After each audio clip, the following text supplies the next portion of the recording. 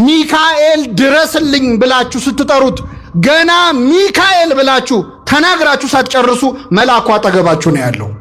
ካጠገባችን ነው ያለው። ፈጣን ጠባቂዎችን የሰጠን እግዚአብሔር ስሙ የተመሰገነ ይሁን። ገና ለምን ሳትጨርስ ሚካኤል ብለህ ሳትጨርስ ገና ሚ ስትል ሚካኤል አጠገብ ነው ያለው። ከዚህ መሃል እኔ ወገን የለኝም አባት እናት ወንድም እህት የለኝም ብሎ የሚያዝን ካለ ኧረ ብዙ ናቸው ዘመዶችህ፣ ኧረ ብዙ ናቸው ወንድሞችሽ እህቶችሽ።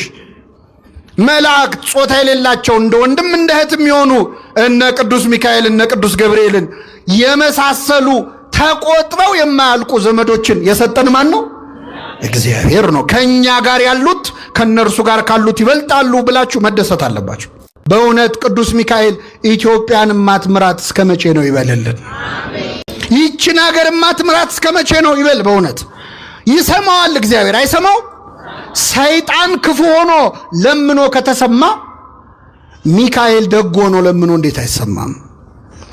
ግን ሰዎች ያም ሰይጣን ፈተነኝ ይሄም ሰይጣን ፈተነኝ ሲባል እንዴ ሰይጣን በሁሉ የሞላ ነው እንዴ አይሉም። ሚካኤል ረዳኝ ስትሉ ግን ደማቸው ይፈላል።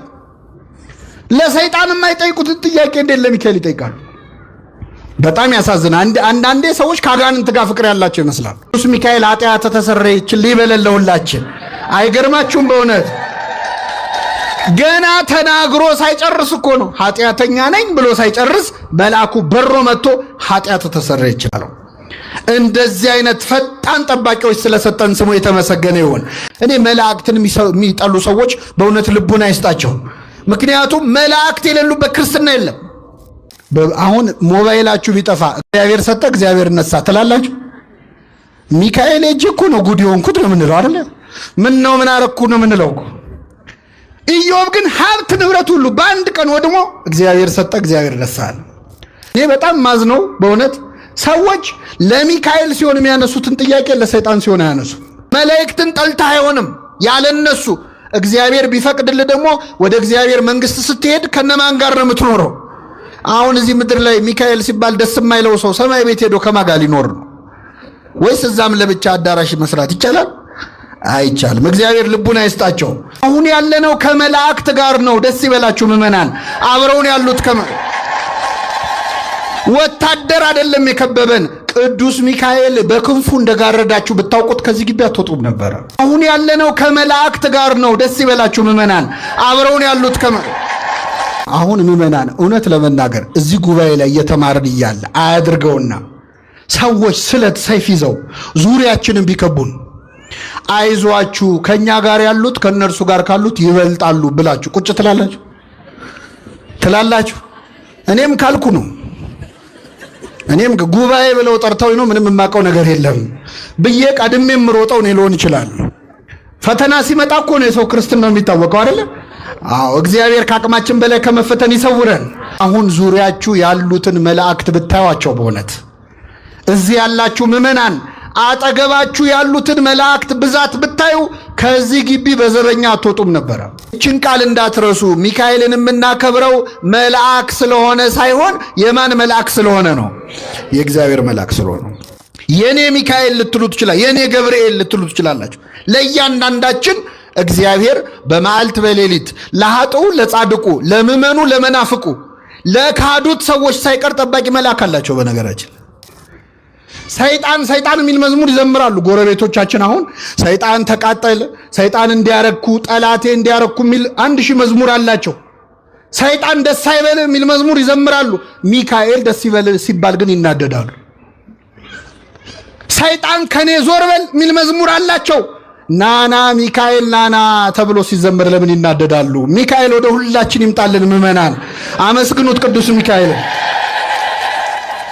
ስለዚህ መጽሐፍ ቅዱስ በምንለው መጽሐፍ ውስጥ ከኦሪት ዘፍጥረት እስከ ዮሐንስ ራእይ ካነበባችሁ ከመጽሐፈ አስቴርና ከትንቢተ ሐጌ በስተቀር መላእክት የሌሉበት መጽሐፍ የለም። ኃይል የእግዚአብሔር ነው ማዳን የእግዚአብሔር። አልሰማችሁም? ብዙ ሰዎች እኔ ፌደራል ፖሊስ ሳይሆን ነው ይሄን መዝሙር የሚዘምሩት። እኔ ለምን እንደሆነ አላውቅም። ኃይል የእግዚአብሔር ነው የሚሉት ፖሊስ ሳይሆን ነው። እስቲ በሉ ኃይል የእግዚአብሔር ነው፣ ማዳን የእግዚአብሔር ነው። ምን ማለት ነው? በራሱ ማዳን የሚችል ማን ብቻ ነው? እግዚአብሔር ብቻ ነው። በሚኖረን ቀሪ ጊዜ በመዝሙረ ዳዊት መዝሙር 33 ከቁጥር 7 ላይ በሚገኝ የመጽሐፍ ቅዱስ ኃይለ ቃል መነሻነት የእግዚአብሔርን ቃል እንማራለን። የትምህርታችን ርዕስ የሚሆነው የእግዚአብሔር መልአክ በሚፈሩት ሰዎች ዙሪያ ይሰፍራል ያድናቸውማል። እግዚአብሔር ቸር እንደሆነ ቅመሱ እዩም በማለት ነቢየ እግዚአብሔር ዳዊት የተናገረው ቃል ነው። በዚህ ቃል ተነስተን እንማራለን። እስኪ ከኔ ጋር በሉ። የእግዚአብሔር መልአክ በሚፈሩት ሰዎች ዙሪያ ይሰፍራል ያድናቸውማል። በዚህ ቃል ተነስተን እንማራለን። ለአባቶቻችን ለነቢያት፣ ለአባቶቻችን ለሐዋርያት፣ ለአባቶቻችን ለሐዋርያውያን አበው፣ ለሊቃውንት በጉባኤያቸው ተገኝቶ ምስጢሩን ጥበቡን ገልጦ ያስተማረ አምላካችን እኛንም በቸርነቱ የሚረባንን የሚጠቅመንን ነገር እንዲያስተምረን እንዲመክረን የእርሱ ቅዱስ ፈቃድ ይሁንልን። ነቢየ እግዚአብሔር ዳዊት በ33ኛው መዝሙሩ ላይ የእግዚአብሔር መልአክ በሚፈሩት ሰዎች ዙሪያ ይሰፍራል፣ ምን ይላቸዋል አለ? ያድናቸዋል አለ። ነቢየ እግዚአብሔር ዳዊት የእግዚአብሔር መልአክ በሚፈሩት ሰዎች ዙሪያ ይሰፍራል ያድናቸውማል በሚለው አረፍተ ነገሩ ስለ ቅዱሳን መላእክት ዛሬ በታላቅ ክብር ስናከብረው ከዋዜማ ጀምሮ እስከ ነገ ድረስ የምናሳልፈውን ሊቀ መላእክት ቅዱስ ሚካኤልን ጨምሮ በአጠቃላይ ቅዱሳን መላእክትን በሚመለከት ጥልቅ ምስጢር ያለው አጭር ቃል ግን ምስጢሩ ብዙ የሆነ ቃል ተናግሯል። የእግዚአብሔር መልአክ በሚፈሩት ሰዎች ዙሪያ ይሰፍራል፣ ምን ይላቸዋል አለ? ያድናቸዋል። የማን መልአክ? ምዕመናን እኛ ሚካኤልን፣ ገብርኤልን፣ መላእክትን በአጠቃላይ እናከብራቸዋለን። የምናከብራቸው ግን መላእክት ስለሆኑ አይደለም። የማን መላእክት ስለሆኑ ነው?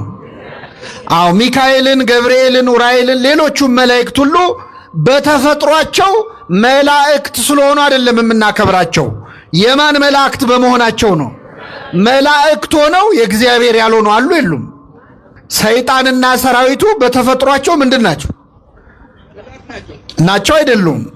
እናንተ ርጉማን ከኔ ወግዱ፣ ለሰይጣንና ለመላእክቱ ወደ ተዘጋጀ ወደ ዘላለም እሳት ሂዱ ይላል። ለሰይጣንና ለምኑ? በተፈጥሯቸው አጋንንትም መላእክት ናቸው። ከኔ ጋር ናቸው። አሁን አንዳንድ ሰው ምን ነው እግዚአብሔር እንደው ሳይቸግረው ምን አለ እንደው ሰይጣንን ባይፈጥረው ኖሮ የሚል ሰው አለ ብላችሁ አታውቁም?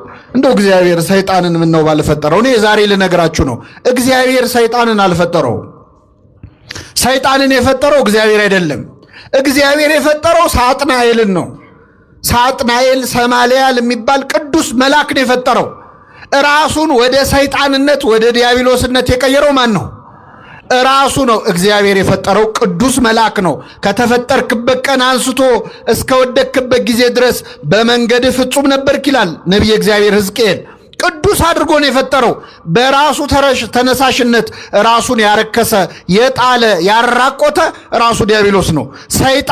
ሰይጣን አድርጎ አልፈጠረውም። እግዚአብሔር ቅዱስ መልአክ አድርጎ ነው የፈጠረው።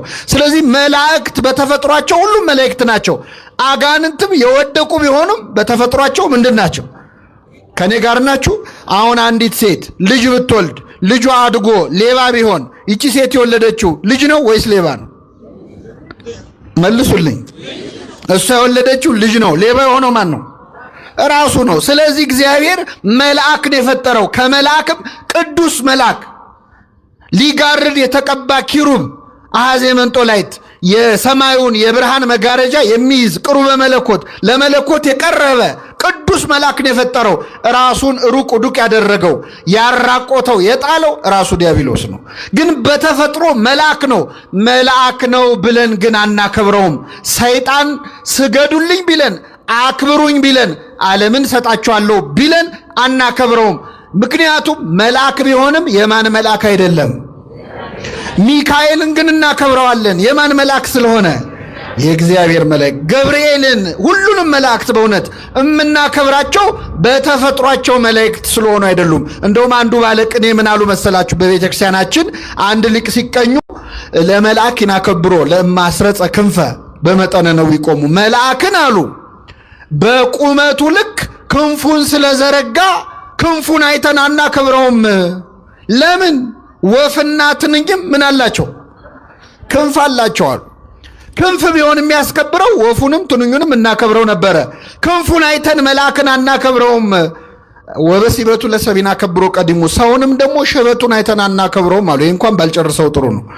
ሰውን ሽበቱን አይተን አናከብረውም። ምክንያቱም እንጨትና ድንጋይም ሲቆዩ ምን ያወጣሉ? ይሄ ቢቀር ይሻላል አይደል? መላእክትን የምናከብራቸው በክንፋቸው አይደለም፣ መልአክ በመሆናቸው አይደለም። የማን መላእክት ስለሆኑ ነው? የእግዚአብሔር መላእክት ስለሆኑ። ሲፈጠሩ የእግዚአብሔር መልአክ ነበሩ፣ አሁንም ድረስ የእግዚአብሔር መላእክት ናቸው። እነ ሚካኤል እነ ገብርኤል አለቅነታቸውን የጠበቁ መላእክት ላቸዋል። ሐዋርያው ቅዱስ ታዲዮስ ወይም ይሁዳ በመልእክቱ አለቅነታቸውን የጠበቁ ማለት መልአክነታቸውን ማለት ነው። ሲመታቸውን ሚካኤል ሲፈጠርም የእግዚአብሔር መልአክ ነበረ፣ አሁንም ድረስ የማን መልአክ ነው? እስከ ምጽአት ድረስ የማን መልአክ ሆኖ ይቀጥላል? ሚካኤል መጥቶ መለከት ነፍቶ ነው ለተምጽአት የሚሆነው እኮ። ተመልከቱ፣ እንደፈጠራቸው ያገኛቸው ናቸው። ከነስማቸው የማን መላእክት ናቸው? ስለዚህ ነቢየ እግዚአብሔር ዳዊት ምን አለ? የእግዚአብሔር መልአክ በሚፈሩት ሰዎች ዙሪያ ይሰፍራል። ምን ይላቸዋል አለ። እችን ቃል እንዳትረሱ። ሚካኤልን የምናከብረው መልአክ ስለሆነ ሳይሆን የማን መልአክ ስለሆነ ነው? የእግዚአብሔር መልአክ ስለሆነ። ሁለተኛው ምዕመናን እነ ሚካኤል እነ ገብርኤል የእግዚአብሔር መላእክት ብቻ አይደሉም፣ የእኛም መላእክት ናቸው። የእኛ ናቸው አይደሉም? ራሱ ክርስቶስ በማቴዎስ ወንጌል ምዕራፍ 18 ከቁጥር 18 ላይ ሲናገር ምን አለ መሰላችሁ? ከእነዚህ ከታናናሾቹ አንዱን እንዳትንቁ ተጠንቀቋል። እዚህ ፊት ለፊት ከተቀመጡት ከሕፃናት ዕድሜያቸው ትንሽ ነው ብላችሁ አንዳቸውን እንዳትንቋቸው። ውጪ በር ላይ ስትወጡ ከምታገኟቸው ነዳያን፣ ምጽዋት ከሚለምኑ ከድሆች መሃል ከታናናሾቹ አንዱን እንዳትንቁ ተጠንቀቁ። ምግባር የለውም ኃጢአተኛ ነው ብላችሁ አንዱን እንዳትንቁ ተጠንቀቁ አለ ክርስቶስ። ለምን? መላእክቶቻቸው በሰማያት ያለውን የአባቴን ፊት ያያሉ አለ። ምኖቻቸው? እስኪ በሉ መላእክቶቻቸው በሉ። ስለዚህ ታናሹ ሕፃንም ለራሱ ምን አለው ማለት ነው? መልአክ አለው። ለእያንዳንዳችን መልአክ አለን። ታውቃላችሁ? ምድር ላይ አሁን ጠባቂ የሚኖረው ምን አይነት ሰው ነው? እስቲ ጠባቂ ጋርዶች የሚኖረው ምን አይነት ሰው? ወይ ባለስልጣን ነው፣ ወይ ባለጸጋ ነው፣ ወይ ዝነኛ ሰው ነው። ድሃ ከሆነ ጠባቂ አይኖረውም። በምድር ላይ የሚመደብለት እንደው መንገድ ልቀቁለት ገሌ መጣ እያሉ የሚያሸረግዱ ሰዎች የሚመደብለት ሰው ወይ ገንዘብ ያለው ወይ ዝና ያለው ሰው ነው። እግዚአብሔር ግን ጠባቂ የመደበው ለዝነኞች ብቻ አይደለም፣ ገንዘብ ላላቸው ብቻ አይደለም። በቀን በሌሊት ከኛ የማይለዩ ከእናታችን ማህፀን ጀምሮ ሲጠብቁን የነበሩ በዋልንበት እየዋሉ ባደርንበት የሚያድሩ ጠባቂዎችን ለእያንዳንዳችን ሰጥቶናል። እግዚአብሔር ስሙ የተመሰገነ ይሁን። በሆነ ለእያንዳንዳችን ስለዚህ የየራሳችን መልአክ አለን ማለት ነው። ከኔ ጋር ናችሁ ምዕመናን? አሁን ደስ ብሏችሁ ነው መሄድ አለባችሁ። እያንዳንዳችሁ የየራሳችሁ ምን አላችሁ? መልአክ አላችሁ። አብሯችሁ ያደገ ያሳደጋችሁ። ያሳደገኝ መልአክ አላለም ያዕቆብ ልጆቹን ሲመርቅ? ያሳደገኝ መልአክ እነዚህን ሕፃናት ይባርክ ብሏል። በእናታችን ማህፀን ስንጸነስ ጀምሮ ጽንሱን ይጠብቃል የእግዚአብሔር መልአክ ቆሞ። ከተወለድን በኋላ ስናድግ እንደ ሞግዚት አብረውን ናቸው መላእክት። በሕይወት ዘመናችን ኃጢአት ስንሰራ ስለ ኃጢአታችን ያለቅሳሉ፣ ያዝናሉ። በጎ ነገር ስንሰራ ደስ ይላቸዋል። በጎ ስራችንን ይመዘግባሉ። ለማን ሊያቀርቡ? እባክህ ማረው ይቅር በለው ይህ ሰው መልካም ሰርቷል ሊሉ ስለኛ ይጸልያሉ። እንደውም ቅዱስ ባስልዮስ ለጠባቂ መልአክ የሚጸለይ ጸሎት በዚህ ውዳሴ አምላክ በተባለ መጽሐፍ ላይ ጽፎልናል። ጠባቂ መልአካችንን በጸሎት ሁሉ እናናግረዋለን። ለእያንዳንዳችን ጠባቂ መላእክትን የሰጠን አምላክ ስሙ የተመሰገነ ይሁን። ስለዚህ መላእክት የእግዚአብሔር መላእክት ብቻ ሳይሆኑ የማን መላእክት ናቸው? የኛም ናቸው። የኔ ሚካኤል ልትሉ ትችላላችሁ፣ የኔ ገብርኤል ልትሉ ትችላላችሁ። ለእያንዳንዳችን እግዚአብሔር በመዓልት በሌሊት ለኃጥኡ ለጻድቁ፣ ለምእመኑ ለመናፍቁ፣ ለካዱት ሰዎች ሳይቀር ጠባቂ መልአክ አላቸው። በነገራችን እግዚአብሔር የለም ለሚሉ ሰዎች ጠባቂ መልአክ አላቸው። መላእክተ ጽልመት የሚባሉ ከ99 ነገደ መላእክት መካከል አሉ። መላእክተ ጽልመት የሚባሉ የካዱ ሰዎችን ይጠብቃሉ፣ በቀን በሌሊት ይጠብቃሉ። እነዚህን ጠባቂዎች እግዚአብሔር ስለሰጠን ስሙ የተመሰገነ ይሁን። ስለዚህ መላእክት አንደኛ የማን መላእክት ናቸው አልኳችሁ? ሁለተኛ የማን ናቸው? የኛ ናቸው። በእውነት ስለ መላእክት መማር በጣም ያስፈልጋል። ምክንያቱም መላእክት በእርግጥ ስለ መላእክት ያለን ዕውቀት በጣም ትንሽ ነው፣ ግን ወዳጆቻችን ዘመዶቻችን ስለሆኑ ስለ እነሱ ማወቅ ያስፈልጋል። በእውነት ሰው አሁን ውጭ ሀገር ዘመድ አለኝ ብሎ ይኩራራል አይደል? ከኔ ጋር ናችሁ? አዎ ዘመድ አለ፣ የኔ ሀገር የኔ ዘመዶች እኮ አውሮፓ አሜሪካን ያሉት ብሎ ሰው ኩፍስ ይላል። የሁላችን ዘመዶች ታላቅ ወንድሞቻችን መላእክት በሰማያት አሉ። ስለ እነሱ መስማት ደስ ይላል፣ ስለ ዘመድ መስማት ስለሆነ። መላእክት ከኛ ቀድመው የተፈጠሩ እኛ ስንወለድ ወይም ስንፈጠር እልል ብለው እግዚአብሔርን ያመሰግኑ ነበር። በዚህ በመጽሐፈ ኢዮብ ምዕራፍ 33 ላይ እግዚአብሔር የእግዚአብሔር ልጆች እልል ሲሉ ነበር ብሏል። የእግዚአብሔር ልጆች የተባሉ መላእክት ናቸው። እኛ ስንፈጠር ደስ ሲላቸው የነበሩ ለሰው ቅን የሚያስቡ ጠባቂዎቻችን ናቸው መላእክት። ስለ መላእክት ማወቅ በጣም ያስፈልጋል። መላእክትን ሚካኤልን ገብርኤልን ስናከብር አንዳንድ ሰው ከመጽሐፍ ቅዱስ ውጭ ያለን ይመስለዋል። መጽሐፍ ቅዱስን የሚያነብ ሰው መላእክት የሌሉበት መጽሐፍ ማግኘት በጣም ይቸገራል።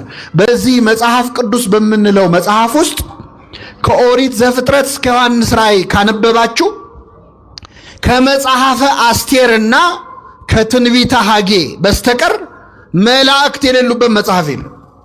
በሁሉም መጽሐፍ ላይ መላእክት አሉ። የመጨረሻው መጽሐፍ እንደውም የዮሐንስ ራእይ ነው። በዮሐንስ ራእይ ደግሞ በ22ቱም ምዕራፍ ላይ መላእክት አሉ። መላእክት የሌሉበት ክርስትና፣ መላእክት ያላጀቡት ክርስቶስ እኛ እናውቅ። በክርስትና ውስጥ መላእክት አሉ። ተመልከቱ፣ ክርስቶስ ከመወለዱ በፊት በእመቤታችን ፊት መጥቶ ያበሰረው ማን ነበረ? ቅዱስ።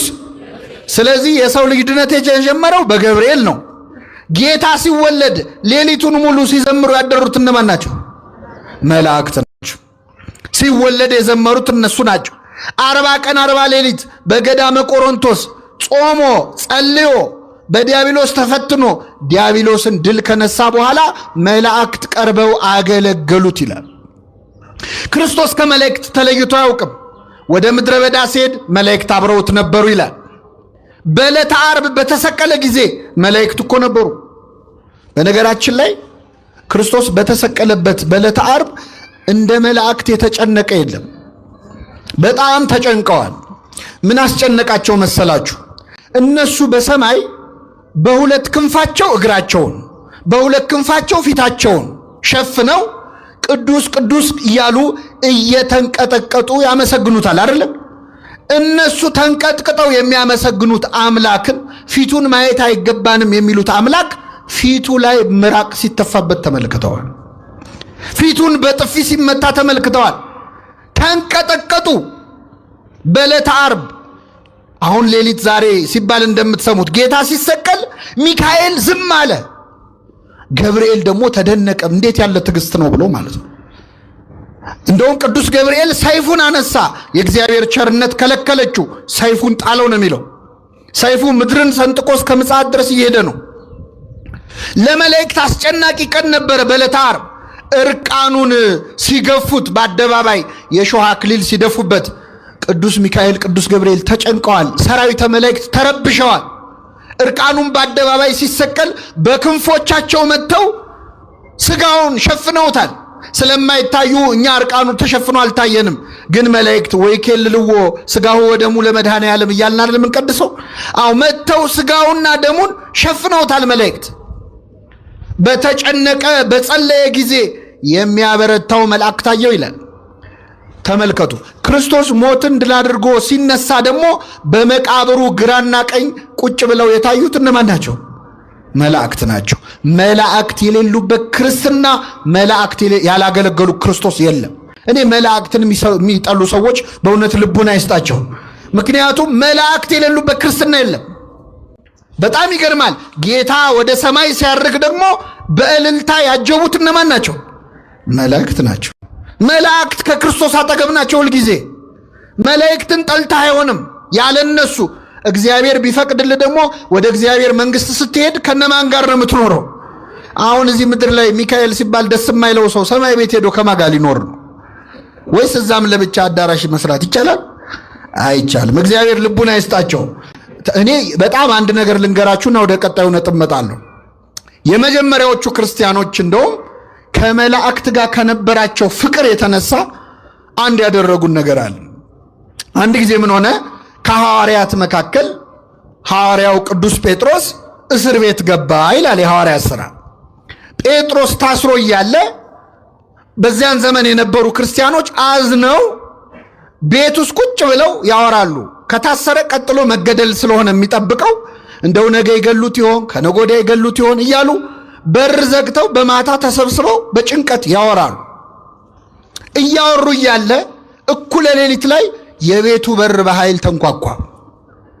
ድንገት ሲንኳኳ ሮዴ የምትባል የቤት ውስጥ አገልጋይ ነበረች። ውጭና ክፈቺ ብለው ላኳት። በሩ በኃይል ይንኳኳል። ይች ሴት ሄደችና በሩን ከፈተችው። ከፍታው ማን እንደሆነ ስታይ መልሳ ደንግጣ ዘጋችው። ከዛ ተመልሳ መጣች። ምን ነው አሏት። አረ በር ላይ ጴጥሮስ ቆሟል አለች። ማን ቆመ? ጴጥሮስ የት ነው ያለው ብያቸዋል። አረ ተሳስተሽ ነው፣ ጴጥሮስ አይመስለንም፣ ምናልባት የጴጥሮስ ጠባቂ መልአኩ ሊሆን ይችላል አሉ። መልአክ ሊሆን ይችላል አሉ። ከኔ ጋር ናችሁ? ምን ሊሆን ይችላል? እስቲ አትዋሹ ምእመናን። አሁን ሌሊት በራችሁ ቢንኳኳ መልአክ ሊሆን ይችላል ብላችሁ ተገምታላችሁ? ማን ሊሆን ይችላል ብላችሁ ነው የምታስቡ? ወይ ሌባ ነው አይደለ? ወይ መርዶ ነው። በቃ አክስቴ ሞታ ነው ማለት ነው የሚለው አይደለ? ሰው በቃ አያቴ አረፈች ማለት ነው የሚለው። በመሰረቱ የኛ በር ለመክፈት ራሱ ስንት ነገር አይደል የሚጫኑበት። አስቸጋሪ እኮ ነው ለመክፈት ራሱ ያስቸግራል። ይህቺ ሴት ግን ሄዳ ስትነግራቸው መልአክ ነበረ፣ መልአክ ሊሆን ይችላል አሉ። የመጀመሪያዎቹ ክርስቲያኖች በር ሲንኳኳ መልአክ ሊሆን ይችላል ብለው የሚገምቱ ነበሩ። ይህን ያህል ቅርብ ናቸው ማለት ነው። የመላእክቱን ፍቅር በሁላችን ይሳልብን። በዕለተ ምጽአት ክርስቶስ ሲመጣም ከመላእክቱ ጋር ነው የሚመጣው። ከአላፋት መላእክቱ ጋር ነው የሚመጣው። መለከት የሚነፋው ሚካኤል ነው። አብረውት የሚመጡት መላእክት ናቸው። እኛን ከሞትንበት የሚቀሰቅሱንም እነሱ ናቸው። ወደዛኛው ዓለም ወደ እግዚአብሔር እቅፍ ይዘውን የሚሄዱትም እነሱ ናቸው።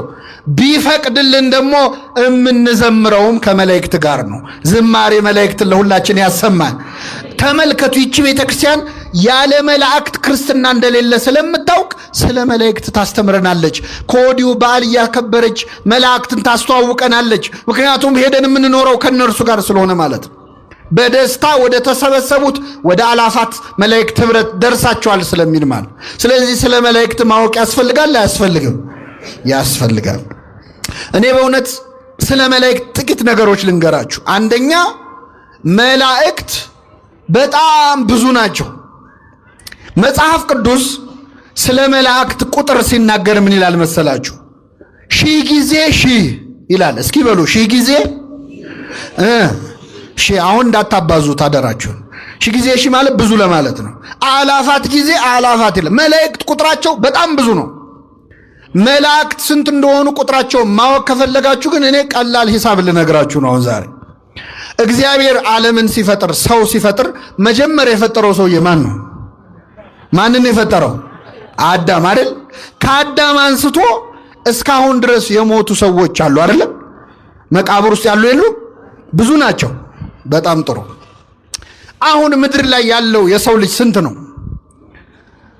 8 ነው 9 ቢሊዮን ደረስን አሉ። 7 ቢሊዮን ነው። ጥሩ ነው ይሁን። 7 ቢሊዮን ሰው አለ ምድር ላይ።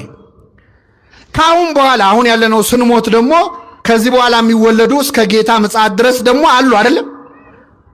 ከመጀመሪያው ሰው አዳም አንስቶ እስካሁን የሞቱት ሰዎች ከሞት ቢነሱ አሁን ምድር ላይ ያለው 9 ቢሊዮን ህዝብ ደግሞ 7 ቢሊዮን ህዝብ ደግሞ የተኛው ከእንቅልፉ ተነሳ ቢባል ሁሉም ቢቆም ከዚህ በኋላ ደግሞ እስከ ምጽአት ድረስ የሚወለዱ ልጆች አሁኑን ቢወለዱ ለእያንዳንዱ ሰው በራሱ ጸጉር ልክ መልአክ ይደርሰዋል። በምኑ ልክ? አሁን ሂሳቡ ቀላል ነው አይደለ?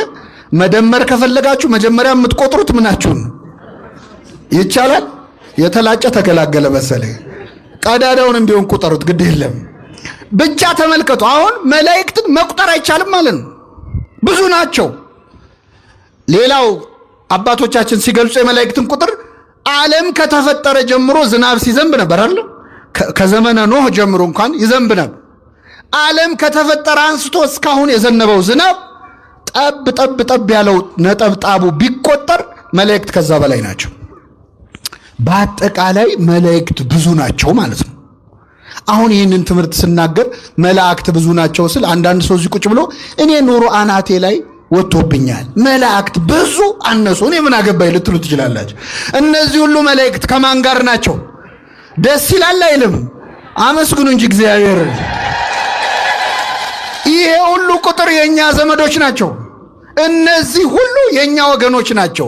ይህንን ሁሉ ዘመድ ያበዛልን አምላክ ስሙ የተመሰገነ ይሁን። ከራሳችን ጸጉር በላይ በእውነት ከዝናብ ነጠብጣብ በላይ የሆኑ ወገኖችን የሰጠን ማን ነው? እግዚአብሔር ነው። ብዙ ናቸው መላእክት። ስለዚህ ከዚህ መሃል እኔ ወገን የለኝም፣ አባት እናት ወንድም እህት የለኝም ብሎ የሚያዝን ካለ ኧረ ብዙ ናቸው ዘመዶችህ፣ ኧረ ብዙ ናቸው ወንድሞችሽ እህቶችሽ። መላእክት ጾታ የሌላቸው እንደ ወንድም እንደ እህት የሚሆኑ እነ ቅዱስ ሚካኤል እነ ቅዱስ ገብርኤልን የመሳሰሉ ተቆጥረው የማያልቁ ዘመዶችን የሰጠን ማን ነው? እግዚአብሔር ነው። ከኛ ጋር ያሉት ከነርሱ ጋር ካሉት ይበልጣሉ ብላችሁ መደሰት አለባችሁ። ምን ሆነ መሰላችሁ? በዚህ በመጽሐፈ ነገሥት ላይ አንድ ታሪክ ተፈጽሟል።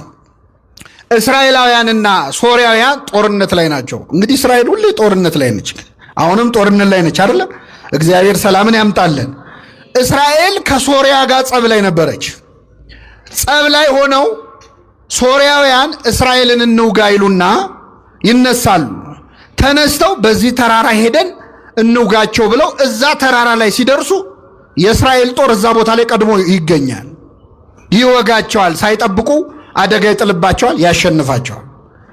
ይመለሳል። የሶርያ ጦር ደግሞ በዚያ ጋር እንሂድ ብሎ አስልቶ መንገድ መርጦ ሲጠብቃቸው እስራኤል እዛ ቀድመው ደርሰው ያጠፏቸዋል። መጨረሻ የሶርያው ንጉሥ ምን አለ? አይ እኛ መሃልማ ሰላይ አለ፣ ከኛ ዘንድ ወሬ እየወሰደ ለእስራኤላውያን የሚናገር ነገር የሚያበላሽ ወሬ የሚያደርስ ሰላይ ከኛ መሃል አለ፣ አውጡ ብሎ ወታደሮቹን ሰበሰባቸው። ከኔ ጋር ናችሁ ምዕመናን? የሶርያው ንጉሥ ይህንን ሲል አንድ ሰው ተነሳና ጌታዬ ሆይ እኛ መሃል ሰላይ የለም፣ ለእስራኤል የሚሰልል ሰው የለም፣ ግን እኛ እዚህ ተደብቀን በዚህ ጋር ሄደን እንዲያርገን እንውጋቸው ብለን ስንማከር የተማከርነውን ነገር እየሰማ ለእስራኤል ንጉሥ የሚናገር ኤልሳ የተባለ ነቢይ እዛው እስራኤል ውስጥ አለ አለ። እዛ ሆኖ እዚህ የምንነጋገረውን ይሰማል። እሱ ነው ጉድ የሰራን አለው። ነው አለ። አዎ በሉ ሂዱና ኤልሳን ይዛችሁት ነው አለ። ወታደሮች ዘመቱ። ጦር ይዘው ጋሻ ይዘው ሊይዘውት ሊገሉት መጡ ማለት ነው። ነቢየ እግዚአብሔር ኤልሳን ማለት ኤልሳ ተራራ ላይ ነው የሚኖረው። መጡና ሌሊቱን ተራራውን ከበውት አደሩ። ኤልሳ እዛ ተራራ ላይ ይኖራል። ሎሌው አገልጋዩ ግያዝ ይባላል። በጠዋት ተነስቶ እንደው ወገቤን ልፈትሽ ብሎ ሲወጣ ዙሪያቸውን ተከበዋል። ኤልሳን ሊይዙ የሶርያ ወታደሮች ከበዋቸዋል። ደነገጠና መጥቶ ኤልሳ አንቀሰቀሰው።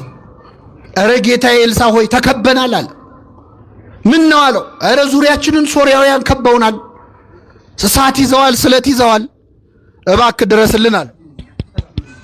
ይሰማል። ስለ እስራኤል ሳወራ እኮ ችግር መጣ። ልቀጥል አይደለ?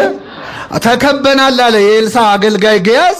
ዙሪያችንን ተከበናል ጌታዬ ሆይ ብሎ ኤልሳን ነብዩን ቀሰቀሰው። ነብዩ ምን አለ? አይዞህ አትፍራ፣ ከኛ ጋር ያሉት በሉ እስኪ ከነርሱ ጋር ካሉት ይበልጣሉ። ስለዚህ ምን አትበል አለው። አሁን ምዕመናን እውነት ለመናገር እዚህ ጉባኤ ላይ እየተማርን እያለ አያድርገውና ሰዎች ስለት ሰይፍ ይዘው ዙሪያችንን ቢከቡን አይዟችሁ ከኛ ጋር ያሉት ከነርሱ ጋር ካሉት ይበልጣሉ ብላችሁ ቁጭ ትላላችሁ። እኔም ካልኩ ነው። እኔም ጉባኤ ብለው ጠርተውኝ ነው ምንም የማውቀው ነገር የለም ብዬ ቀድሜም ሮጠው ነው ሊሆን ይችላል። ፈተና ሲመጣ እኮ ነው የሰው ክርስትና ነው የሚታወቀው አይደል? አዎ እግዚአብሔር ከአቅማችን በላይ ከመፈተን ይሰውረን። ከኛ ጋር ያሉት ከነርሱ ጋር ካሉት ምን ይላሉ? አዎ ይበልጣሉ። ግን ጌታዬ ሆይ እንሽሽ እባክህ አለው። ከዛ ይህን ጊዜ ኤልሳ ምን አለ? ጌታ ሆይ የዚህን ደካማ ባሪያ አይኑን አብራለት አለ። ይህ ሰው አይኑ አያይም እንዴ?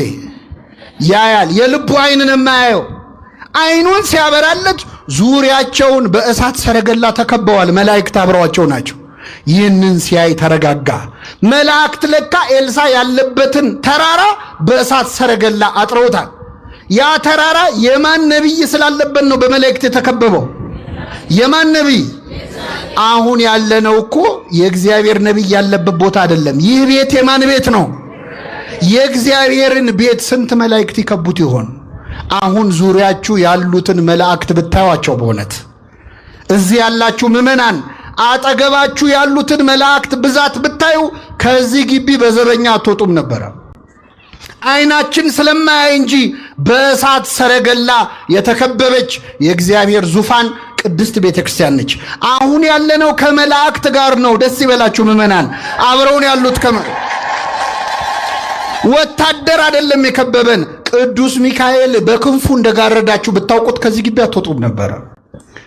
ቅዱሳን መላእክት አብረውን ናቸው። ተመልከቱ። ከኛ ጋር ያሉት ከነርሱ ጋር ካሉት ምን ይላሉ? ይበልጣሉ። እንዲህ የምንልበት ልቡና ያድለን። መላእክት ምዕመናን ሌላው በጣም ፈጣኖች ናቸው። አንደኛ ረቂቃን ናቸው። አይጨበጡም፣ አይዳሰሱም። የመላእክት ርቀት አባቶቻችን ሲናገሩ ከነፋስ እሳት ይረቃል፣ ከእሳት ነፋስ ይረቃል፣ ከነፋስ ነፍስ ትረቃለች፣ ከነፍስ መላእክት ይረቃሉ፣ ከመላእክት የመላእክት ሐሳባቸው ይረቃል፣ ከመላእክት ሐሳብ እግዚአብሔር ይረቃል ይላሉ። ረቂቃን ናቸው። አይጨበጡም፣ አይዳሰሱም። ሚካኤል ገብርኤል አይጨበጡም፣ አይዳሰሱም። እንደውም የሚገርም ነገር ልንገራችሁ። አሁን እኛ ሁለት ሰዎች ጠባብ መንገድ ላይ ብንገናኝ አንደኛው ሰው ለማለፍ ለሌላኛው ሰው መንገድ ይለቃል አይደል?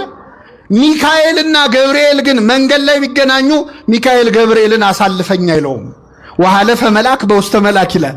መልአኩም በመልአኩ ውስጥ አለፈ ይላል።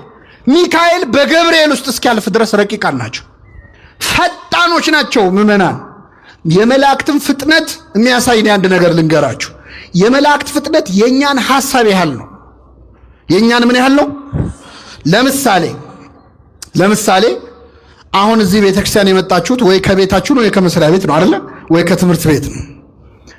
ወደዚህ ስትመጡ ከሥራ ቦታ ወይ ከቤታችሁ አንስቶ እዚህ ቤተክርስቲያን ድረስ ያለውን መንገድ አቋርጣችሁ ነው የመጣችሁት ነው አይደለም? ስትመለሱ ደግሞ ከቤተ ክርስቲያን እስከየት ድረስ ትሄዳላችሁ? መንገዱን ምን አድርጋችሁ አቋርጣችሁ አይደል? እስቲ አሁን በሐሳባችሁ ወደ ቤታችሁ ተመለሱ። በሐሳባችሁ ይቻላል አይቻልም? ወይስ ሄዳችኋል? ቀድማችሁ አላችሁ አይደለ? በሐሳብ ቤት መመለስ ይቻላል አይቻልም? በሐሳብ ስትመለሱ ወደ ቤታችሁ መንገድ አቋርጣችሁ ነው? ታክሲ ይዛችሁ ነው ትሄዱት? በአንዴ በሐሳብ ቤት መድረስ ይቻላል አይቻልም? ኧረ አንወሻሽ። በሐሳብ አውሮፓና አሜሪካ ያልዞራል። ለዚህ መሃል ፓስፖርት አያስፈልግ፣ ቪዛ አያስፈልግ፣ ዓለምን እንዞራለን እኮ። ስለዚህ በሐሳብህ የፈለከው ቦታ በቅጽበት መድረስ ይቻላል አይቻልም? ሚካኤል ፍጥነቱ የኛን ሐሳብ ያህል ነው። ምዕመናን ሚካኤል ድረስልኝ ብላችሁ ስትጠሩት ገና ሚካኤል ብላችሁ ተናግራችሁ ሳትጨርሱ መልአኩ አጠገባችሁ ነው ያለው። ካጠገባችን ነው ያለው። ፈጣን ጠባቂዎችን ነው የሰጠን እግዚአብሔር ስሙ የተመሰገነ ይሁን። ገና ለምነህ ሳትጨርስ ሚካኤል ብለህ ሳትጨርስ ገና ስትል ሚካኤል አጠገብ ነው ያለው። ይህን በምን አወቅን? ትንቢተ ኢሳይያስ ምዕራፍ 6 ላይ ተነዋላ። ነቢየ እግዚአብሔር ኢሳይያስ እግዚአብሔርን ከፍ ባለ ዙፋን ላይ ተቀምጦ አየሁት አለ። ንጉሡ ዖዝያን በሞተበት ዓመት እግዚአብሔርን አየሁት።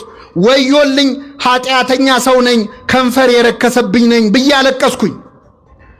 ገና አልቅሶ ሳይጨርስ ኃጢአተኛ ነኝ ብሎ ሳይጨርስ ቅዱስ ቅዱስ ከሚሉት ከመላእክት መካከል ሱራፌል ከተባሉት የመላእክት ነገድ መሃል አንዱ ሱራፊ እሳት በጉጠት ይዞ መጥቶ ኃጢአት ተሰረየችልህ አለኝ ይላል ቅዱስ ሚካኤል። ኃጢአት ተሰረየችልህ ይበለን ለሁላችን። አይገርማችሁም? በእውነት ገና ተናግሮ ሳይጨርስ እኮ ነው ኃጢአተኛ ነኝ ብሎ ሳይጨርስ መልአኩ በሮ መጥቶ ኃጢአት ተሰረየችልህ። እንደዚህ አይነት ፈጣን ጠባቂዎች ስለሰጠን ስሙ የተመሰገነ ይሁን።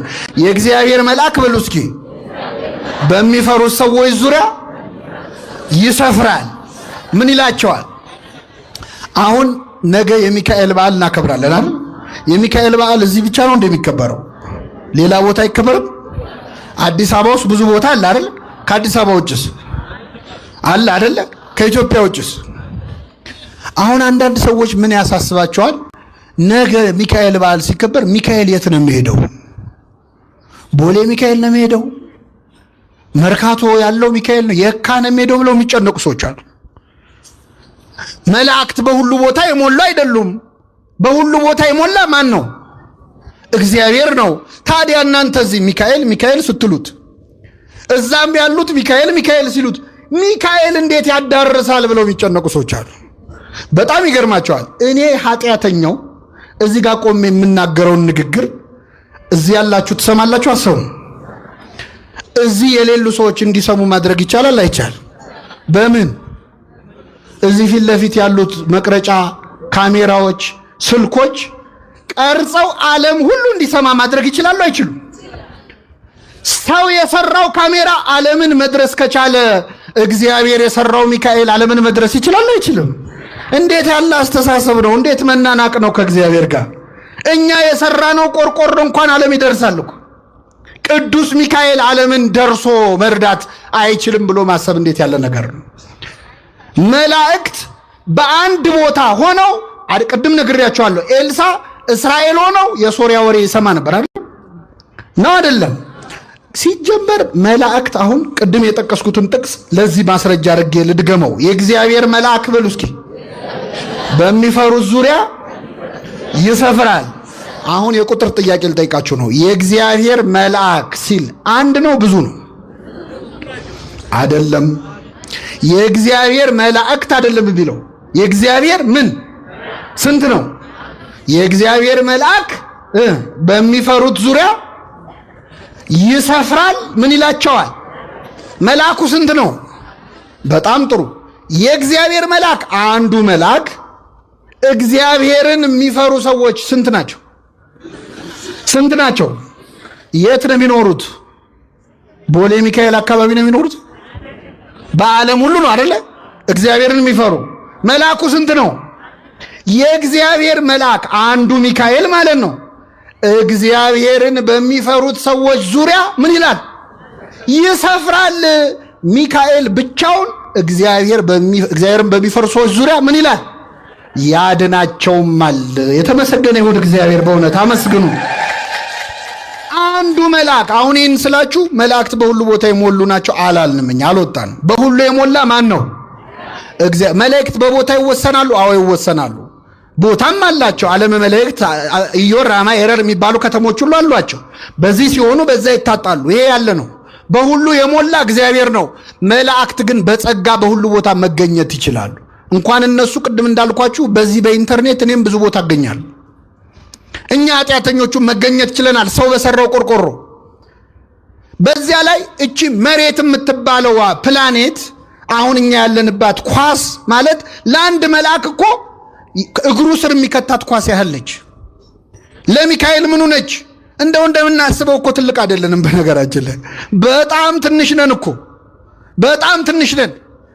አንዱ መልአክ ምድርን ብቻውን መዞር ይችላል።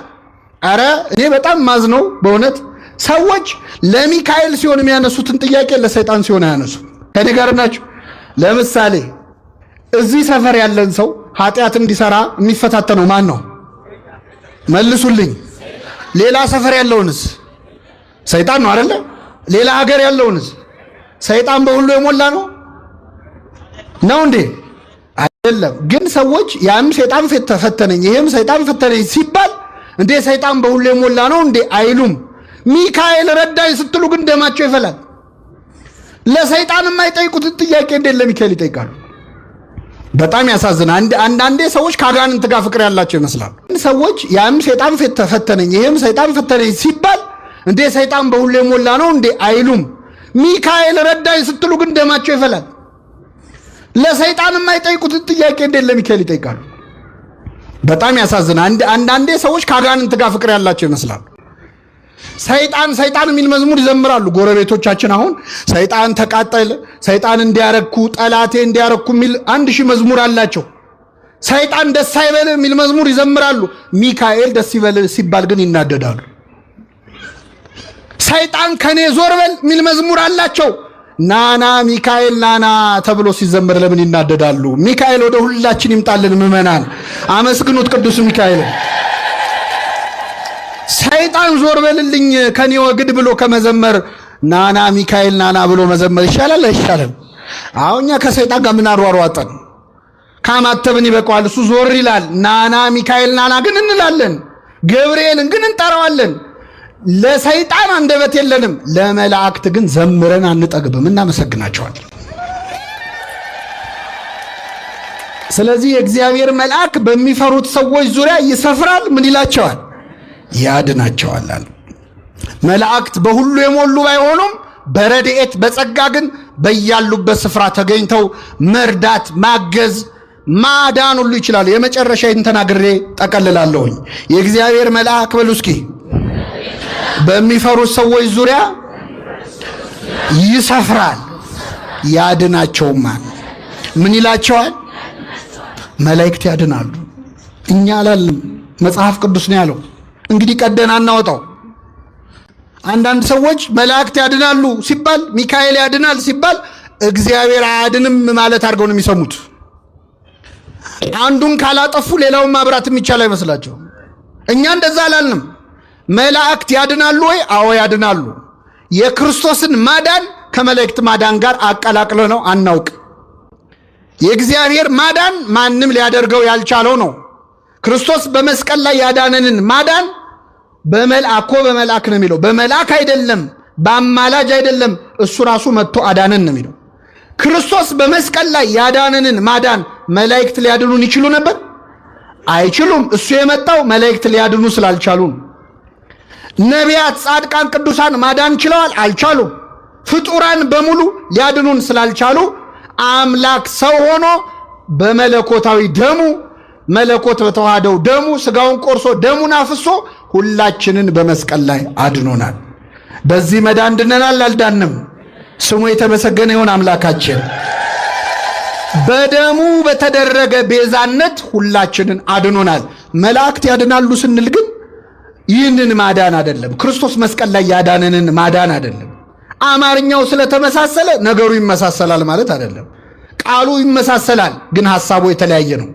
ይህንን መጽሐፍ ቅዱስ በብዙ መልኩ ለእግዚአብሔር ተናግሮ ለፍጡራን የተናገረው ብዙ ነገር አለ።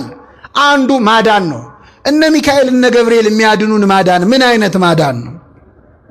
በመጀመሪያ ማዳን የእግዚአብሔር የባህሪ ገንዘቡ ነው። ማዳን የእግዚአብሔር የራሱ የሆነ ገንዘቡ ነው።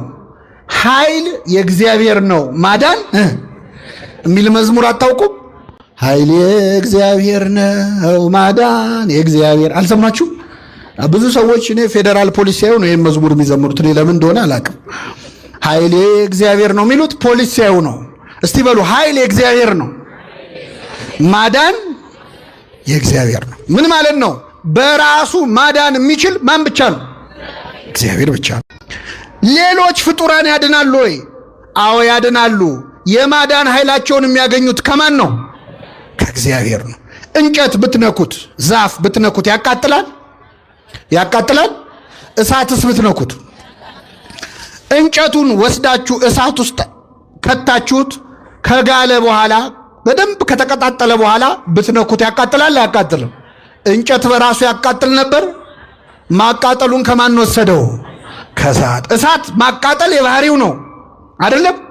እንጨት ግን ማቃጠል አይችልም። የማያቃጥለው እንጨት ግን እሳት ውስጥ ሲገባ ምን ይላል? ፍጡራን በራሳቸው ማዳን አይችሉም። ማዳንን የሚያገኙት ማዳን የባህሪው ከሆነ ከማን ነው?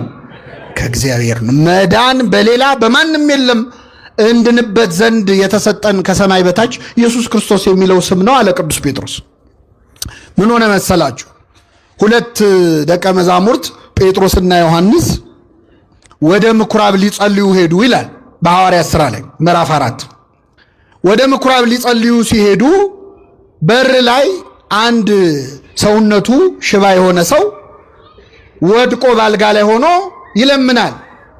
እባካችሁ እርዱኝ ብሎ ማለት ነው። እባካችሁ እንደው ስጡኝ ትንሽ ገንዘብ ብርና ወርቅ ብሎ ይለምናል። ይህን ጊዜ ጴጥሮስና ዮሐንስ አዩት። ጴጥሮስ አየውና ዞር ብሎ ብርና ወደኛ ተመልከት እስኪ በሉ፣ ወደኛ ተመልከት። ወደ ማንም ተመልከት ያለው እኛ ማነን? ጴጥሮስና ዮሐንስ። ቅዱሳንን መመልከት ወደ እግዚአብሔር መመልከት ነው። ወደኛ ተመልከት፣ ብርና ወርቅ የለንም፣ ያለንን ግን እንሰጣለን። ብርና ወርቅ አቤት! ሐዋርያት ብርና ወርቅ የላቸውም ነበር። አይገርምም? ሐዋርያ የዛሬ አገልጋዩም ብርና ወርቅ አለው አይፈውስም እንጂ፣ ሐዋርያት ግን ብርና ወርቅ የለንም፣ ያለንን እንሰጣለን። በናዝሬቱ በኢየሱስ ክርስቶስ ስም ተነሳና ተመላለስ አለው። ወዲያውኑ ያ ሰውዬ ተነሳ፣ አብሯቸው መቅደስ ገብቶ ሰገደ፣ እግዚአብሔርን አመሰገነ ይላል። አሁን ይሄ ሰውዬ ተፈወሰ። ሲፈወስ ፈሪሳውያን ደነገጡና ጴጥሮስና ዮሐንስን አሳሰሯቸው። ሸንጎ ፊት አቀረቧቸው። ምንድነው የሰራችሁት አሏቸው። ምንድነው የሰራችሁት? እንዴት ልታድኑ ቻላችሁ? እዚህ ላይ እንኳን ፈሪሳውያንም ማመስገን አለበት። አሁን ዘንድሮ ሰው ከዳነ እንኳን ዳነ ነው እንጂ እንዴት ዳነ አንልም አይደለም። እነሱ ግን ያጣራሉ። እንዴት አዳናችሁ? እንዴት ልታድኑት ቻላችሁ ይህን ሰውዬ ብለው ጠየቋቸው። ጴጥሮስ ምን አለ? በምን እንድናድን ትፈልጋላችሁ? መዳን በሌላ በማንም የለም፣ እንድንበት ዘንድ የተሰጠን ኢየሱስ ክርስቶስ የሚለው ስም ነው አለ። ስሙ የተመሰገነ ይሁን አምላካችን። እኛ በምን እናድናለን? በክርስቶስ ስም ነው የምናድነው። ሰቅላችሁ በገደላችሁት በናዝሬቱ በኢየሱስ ክርስቶስ ስም ነው። ጴጥሮስ ይህንን ሽባ አድኖታል አላዳነው? በማን ስም? በኢየሱስ ክርስቶስ። ገብርኤል ያድናል አያድንም? በማን ስም? ሚካኤል በማን ስም ነው ያድነው? አሁን ቅዱስ ሚካኤልን አግኝታችሁ ብትጠይቁት ታድናለህ ወይ ብትሉት መዳን በሌላ በማንም የለም፣ እኔም ማድናችሁ በክርስቶስ ስም ነው የሚለው። ድንግል ማርያም ታድናለች አታድንም? በማን ስም? በልጇ በክርስቶስ ስም። መዳን በሌላ በማንም የለም። በሌላ የሚለውን ለድንግል ማርያም የሚጠቅሱ ሰዎች አሉ። ድንግል ማርያም ሌላ ናት እንዴ? ሚካኤል ሌላ ነው እንዴ? መዳን በሌላ እኮ ነው ያለው። ቅዱሳን ሌላ አይደሉም። እነሱ የእግዚአብሔር ገንዘቦቹ አገልጋዮቹ ናቸው። ቅዱሳን በእግዚአብሔር ስም ያድናሉ። እግዚአብሔር ያለ ቅዱሳንም ያድናል። ቅዱሳን ግን ያለ እግዚአብሔር ማዳን አይችሉም። ለምን? ኃይል የእግዚአብሔር ነው፣ ማዳን የእግዚአብሔር። ስለዚህ የእግዚአብሔር መልአክ በሚፈሩት ሰዎች ዙሪያ ይሰፍራል። ምን ይላቸዋል? ያድናቸዋል። እኔ አንድ ጥያቄ ጠይቃችሁ አበቃለሁ። የእግዚአብሔር መላእክት ቅዱሳን መላእክት ይረዱናል፣ ያማልዱናል፣ ያድኑናል። ብዙ ጊዜ ሰዎች ጥያቄ ሲያበዙብን ተሸማቀን አንዳንዴ ለመመስከር እንቸገራለን። እና እኔ አንድ ጥያቄ ልጠይቃችሁ። አንድ ሰው አሁን እዚህ ቅዱስ ሚካኤል ቤተክርስቲያን መጥቶ ሚካኤል ሆይ ከአምላክ በተሰጠ ስልጣን አማልደ ከዚህ በሽታዬ አድነኝ ብሎ ይህ ሰውዬ ለሚካኤል ተስሎ ዳነ። ይህንን ሰውዬ ያዳነው ማን ነው? ሚካኤል ነው ወይስ እግዚአብሔር? አይሰማም። በጣም ጥሩ። እሺ ሌላ ጥያቄ ልጠይቃችሁ። መጽሐፍ ቅዱስ ላይ ኢዮብ የሚባል ሰው ታሪክ ተጽፏል አይደለም? መጽሐፈ ኢዮብ ላይ መላእክት ሁሉ በእግዚአብሔር ፊት ለመቆም መጡ ይላል። ሲመጡ ሰይጣንም መጣ፣ እግዚአብሔር ፊት ቆመ። ከወዴት መጣ አለው እግዚአብሔር። ዓለምን ዞርኳት ተመላለስኳት አለ። እየሰማችሁ ነው? ዓለምን ምን አልኳት? እኛ ድሮ ትምህርት ቤት ስንማር ማጅላን ነው ዓለምን የዞረው አይደለ? ግን ሰይጣንም ዞሯል ለካ። አያችሁ? ዓለምን ዞርኳት ተመላለስኳት አለ። አሁን ዓለምን የሚዞረው ሰይጣን ለጥሩ ነው ለመጥፎ ነው? ዓለምን ለማበላሸት ነው አይደለ? ሰይጣን ዓለምን ለመተናኮል የሚዞር ከሆነ ሚካኤል ዓለምን ለመታደግ ይዞራል አይዞርም? ይዞራል። ከዛ ምን አለው እግዚአብሔር? ባሪያዬን ኢዮብ አየኸው አለው። ባሪያዬን ኢዮብ አየኸው፣ እንዴት አይነት ጻድቅ ሰው እንደሆነ እንዴት ቅን እንደሆነ ተመለከትክልኝ አለ። እግዚአብሔር አየህልኝ የሚለው ሰው መሆን እንዴት መታደል ነው በእውነት። አየኸው እንዴት አይነት ቅን እንደሆነ አለ። አይ እሱ ቅን ባይሆን እኮ ነው የሚገርመው። ምን አጉድለህበታል? ሀብት ሰጥተኸዋል፣ ንብረቱ ሞልቶታል፣ ተርፎታል። 10 ልጆች ሰጥተኸዋል፣ ባለጸጋ ነው፣ ጤናው የተሟላ ነው፣ ትዳሩ ያማረ ነው። ምን አጎደልክበት? ከነዚህ አንዱን ብታነሳበት ግን ይሰድብሃል አለ። እግዚአብሔር ምን አለው? ሂድ የወደድከውን አድርግበት፣ ሕይወቱን ግን እንዳትነካ አለው። ምኑን እንዳትነካ?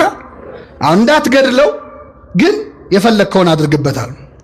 በጣም ጥሩ አለ። ሰይጣን ፍቃድ አገኘ። ከማን ነው የተፈቀደለት? ሄደና የኢዮብን ሀብት ንብረቱን በአንድ ቀን አወደመበት። በሚሊዮን የሚቆጠር ሀብቱን ንብረቱን፣ ከብቶቹን፣ ያለውን ነገር እርሻውን ሁሉ በአንድ ቀን አወደመበት። ኢዮብ ወሬውን ሲሰማ እግዚአብሔር ሰጠ። የእግዚአብሔር ስም ምን ያለ ይሆን አለ። አይገርምም? አሁን ሞባይላችሁ ቢጠፋ እግዚአብሔር ሰጠ እግዚአብሔር ነሳ ትላላችሁ? ሚካኤል እጅ እኮ ነው ጉድ የሆንኩት ነው የምንለው አይደለ? ምን ነው ምን አረኩ ነው የምንለው እኮ። ኢዮብ ግን ሀብት ንብረት ሁሉ በአንድ ቀን ወድሞ እግዚአብሔር ሰጠ እግዚአብሔር ነሳ አለ። ሰይጣን ቀጥሎ ምን አረገ? 10 ልጆቹን በአንድ ቀን ገደለበት። ስንት ልጅ? አይከብድም? 10 ልጅ በአንድ ቀን። እንደው አንድ ሁለቱ ቢተርፉ ምን አለ? 10 ልጆቹ ሞቱበት። ሰይጣን ተንኮሉን አያችሁ? መጀመሪያ ልጆቹን አልገደለበት። መጀመሪያ ቢገልበት በኋላ ሀብቱ ሲጠፋ እንኳን ሀብቴ ልጆቼም ጠፍተዋል ይላል፣ ጦሴን ይዞ ሄድ ይላል። ስለዚህ በመጀመሪያ በሀብቱ ፈተነው፣ ቆይቶ 10 ልጆች ገደለበት። እግዚአብሔር ሰጠ። ከዚያ ምን አለ ሰይጣን? ከራስ ፀጉሩ እስከ እግር ጥፍሩ በቁስል መታው። ሰውነቱ ቆሰለ። የገዛ ቁስሉ እስኪሸተው ደረሰ። በሸክላ ነበር፣ በገል ነበር የሚያከው ቁስሉን የሚያከው። ቁስሉ እስኪሸተው ደረሰ። እግዚአብሔር ሰጠ፣ እግዚአብሔር ነሳ። አሁን ጥያቄ ልጠይቃችሁ። ኢዮብ ላይ መከራ ያወረደበት ማን ነው? እግዚአብሔር ነው ወይ ሰይጣን? እግዚአብሔር ነው ወይ ሰይጣን ነው? በጣም ጥሩ መልሳችኋል። ሰይጣን ነው አይደለም? እሺ ቅድም አንድ ሰውዬ እዚህ ቤተክርስቲያን መጥቶ ሚካኤል ወይ ከአምላክ አማልደ ካለብኝ በሽታ አድነኝ አለ። ቅዱስ ሚካኤል አማልዶ ይህን ሰውዬ ፈወሰው። ይህን ሰውዬ ያዳነው ሚካኤል ነው ወይስ እግዚአብሔር ነው ስላችሁ ምን አላችሁ? እግዚአብሔር። ሰይጣን እግዚአብሔር ጋር ቀርቦ አስፈቅዶ በኢዮብ ላይ መከራ ወረደበት። ኢዮብ ላይ መከራ ያወረደው ማን ነው? ሰይጣን ነው ወይስ እግዚአብሔር ነው ስላችሁ ማን አላችሁ? ሰይጣን አላችሁ። ምንድነው ሚካኤል ስሙ እንዲጠራ ሰይጣን መሆን አለበት ወይ ነው? ምን ማለት እንደፈለኩ ላብራራላችሁ። ለሰይጣን ኢዮብ ላይ መከራ እንዲያወርድበት ፍቃድ የሰጠው ማን ነው? ለሚካኤል አንድን በሽተኛ እንዲፈውስ ፍቃድ የሰጠው ማን ነው? ስለዚህ እግዚአብሔር ሁለቱንም የፈቀደ እሱ ነው አይደለ? ኢዮብ ላይ መከራ ያወረደው ማን ነው ስላችሁ ሰይጣን ካላችሁ፣ ይህም በሽተኛ የፈወሰው ማን ነው ስል ማን ማለት አለባችሁ? ሚካኤል ማለት አለባችሁ። ምክንያቱም ለሰይጣንም ክፉ እንዲያደርግ ለሚካኤልም በጎ እንዲያደርግ ፈቃድ ሰጪው ማን ነው? ወርደው ስራውን የሰሩት ግን ሚካኤልና ሰይጣን ናቸው አይደለም? አዎ። ሰይጣን ለማለት የምንፈጥነውን ያህል ሚካኤል ለማለት መፍጠናል። እስቲ አንድ ጊዜ ሚካኤል በሉ። ቅዱስ ሚካኤል ክብር ምስጋና ይድረሰው። በሆነ የመጨረሻ አንድ ጥያቄ ልጠይቃችሁ። ሰይጣን እግዚአብሔር ፊት ቆሞ የጠየቀው ፍቃድ የጠየቀው ለኢዮብ ክፉ ለማድረግ ነው ወይስ መጥፎ ነገር ለማድረግ ነው? ማን ነው? ጥሩ ለማድረግ ነው መጥፎ ለማድረግ ነው? አይሰማም። ለኢዮብ መልካም አስቦ ነው ክፉ አስቦ ነው አይደል? ማን ፊት ቆሞ ጠየቀ? እግዚአብሔር ፈቀደለት አልፈቀደለት? ክፉ ነው ሰይጣን አይደል? ለክፉ ሰይጣን ለአመፀኛው ሰይጣን ክፉ ነገር አስቦ ኢዮብን ለመጉዳት አስቦ ሲጠይቀው ማን ፈቀደለት? ያ የወረደው የረከሰው መልአክ ሰይጣን ኢዮብን ለመጉዳት ብሎ ሲጠይቀው እግዚአብሔር ፈቀደለት። ሰይጣን ኢዮብን ለመጉዳት ሲጠይቅ እግዚአብሔር የሚፈቅድለት ከሆነ ሚካኤል እኛን ለመጥቀም ሲጠይቅ ይፈቀድለታል አይፈቀድለትም? መላእክት የሚጠይቁት እኮ የእኛን መዳን ነው አይደለ? ሁሉ መዳንን ይወርሱ ዘንድ ለማገዝ የሚላኩ መላእክት አይደሉምን? ደስ ይበላችሁ ምእመናን፣ ሚካኤል ስለኔ ስላንተ ተንበርክኮ ምህረት እስክናገኝ ድረስ እግዚአብሔር ፊት ይለምናል፣ ይጸልያል። እግዚአብሔር የሚካኤልን ጸሎት ይሰማል አይሰማም? የመላኩን ጸሎት ይስማልን እግዚአብሔር። አይተነዋል። ትንቢተ ዳንኤል ዘካርያስ ምዕራፍ 1 ቁጥር 12 ላይ 70 ዓመት ሙሉ የተቆጣቸውን እስራኤላውያንን የማትምራቸው እስከ መቼ ነው አለ። እስኪ በሉ የማትምራቸው እስከ መቼ ነው? ሚካኤል እንደዚህ ነው የሚለው፣ እስከ መቼ አትምራቸው? በእውነት ቅዱስ ሚካኤል ኢትዮጵያን ማትምራት እስከ መቼ ነው ይበልልን። ይህችን ሀገር ማትምራት እስከ መቼ ነው ይበል። በእውነት ይሰማዋል እግዚአብሔር አይሰማው? ሰይጣን ክፉ ሆኖ ለምኖ ከተሰማ ሚካኤል ደግ ሆኖ ለምኖ እንዴት አይሰማም? የዮና ልጅ ስምዖን ሆይ ሰይጣን እንደ ስንዴ ሊያበጥራችሁ ለመነ ይላል። ሰይጣን የእኛን እምነት ለማበላሸት እኛን እንደ ስንዴ ለማበጠር ይለምናል። ቅዱስ ሚካኤል ደግሞ ማራቸው ማራቸው እያለ ይለምናል። እንደዚህ ለእኛ መዳን የሚንሰፈሰፉ ሁሉ መዳንን እንዲወርሱ የሚካኤል ልመናው ምኞቱም እንደሆን ታውቃላችሁ። እዚህ ግቢ ውስጥ ካለ ሰው አንድም ሰው ገነት ሳይገባ እንዳይቀር ነው። አንድም ሰው ወደ እግዚአብሔር መንግሥት ሳይገባ እንዳይቀር ነው ልመናው ሚካኤል። የዋሁ መልአክ ልመናው ይሄ ነው። እንደ ሰይጣን ክፉ አይደለም የሚያስበው። ሰይጣንን እንኳን የማያስቀይመው የዋሁ መልአክ እግዚአብሔር ይገስጽ ከማለት በላይ ክፉ ቃል ካፉ የማይወጣው ቅዱስ ሚካኤል ለኛ መዳን ነው የሚለምነው። ለኛ መዳን የሚለምኑ መላእክትን ስለሰጠን ስሙ የተመሰገነ ይሁን።